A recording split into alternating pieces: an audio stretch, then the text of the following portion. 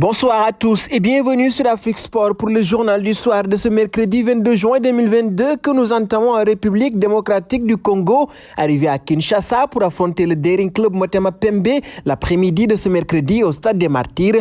Le TP Mazembe a été informé du retrait des Immaculés du championnat par match, victoire par forfait et 3 points de plus au classement. Avec un total de 51 points à 19 rencontres, les Corbeaux sont assurés de finir en tête et d'être sacrés champions de la 27e édition de la Linafoot.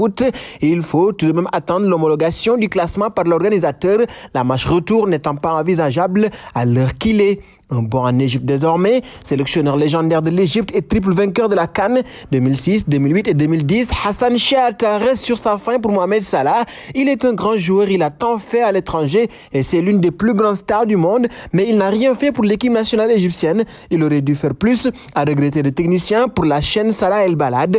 L'Égyptien admet toutefois que tous les efforts n'incombent pas à Mohamed Salah. Salah n'était pas au mieux de sa forme lors de nombreux matchs avec l'équipe nationale. Salah ne peut pas choisir les joueurs de l'équipe nationale, mais il doit en parler avec les dirigeants. Il doit aussi faire plus d'efforts car l'équipe nationale jouait avec une stratégie qui le met toujours sous pression sur le terrain, a plaidé Shahata. Partons en Angleterre.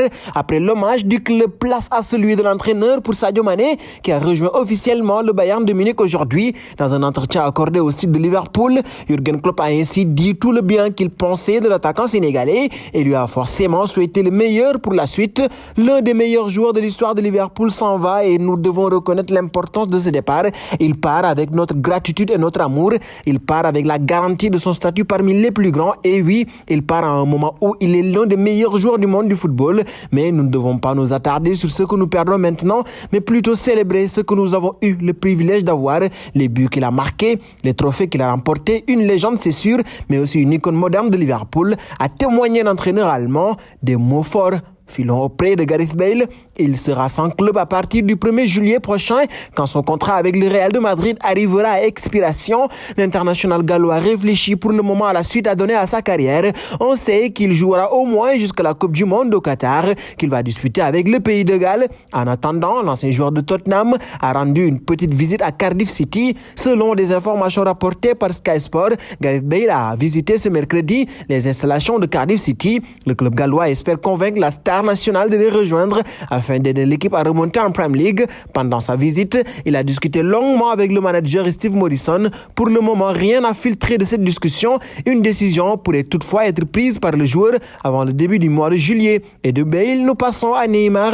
Arrivé à l'été 2017 au Paris Saint-Germain en provenance du FC Barcelone contre un chèque de 222 millions d'euros, Neymar ne ferait plus partie du projet du PSG et serait poussé vers la sortie cet été. En effet, selon les informations de Foot Mercato, aussi bien Luis Campos que la direction à Doha serait ouvert à un départ de la star brésilienne. Toujours selon les informations de Foot Mercato, le prix de Neymar aurait même déjà été fixé par les dirigeants parisiens, mais celui-ci n'a pas filtré. Comme nous l'annoncions d'ailleurs, la Juventus de Turin surveillerait de près la situation de l'ancien joueur de FC Barcelone, mais le salaire très élevé de Neymar pourrait être un véritable frein pour la vieille dame.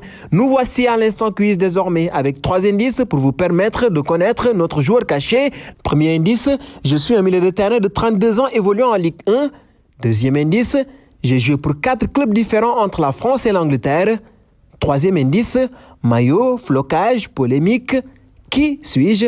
Vos réponses seront attendues en commentaire et nous allons terminer au Barça. Le FC Barcelone jouera au stade olympique de Luis Campos lors de la saison 2023-2024. Le président de FC Barcelone, Joan Laporta, et les adjoints à la maire de Barcelone ont présenté l'accord trouvé entre le club et l'institution BSM qui gère les installations sportives de l'anneau olympique catalan. Le club Blaugrana utilisera l'enceinte de la colline de Barcelone entre les mois d'août 2023 et mai 2024. Celle-ci dispose de 55 000 places assises et sera aussi mise à disposition du Barça pour les journées avant et après les rencontres.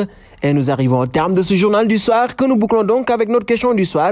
Que pensez-vous du témoignage de Jürgen Klopp envers Sadio Mané? Vos réponses seront attendues en commentaire. En attendant, vivons le football sur Afrique Sport.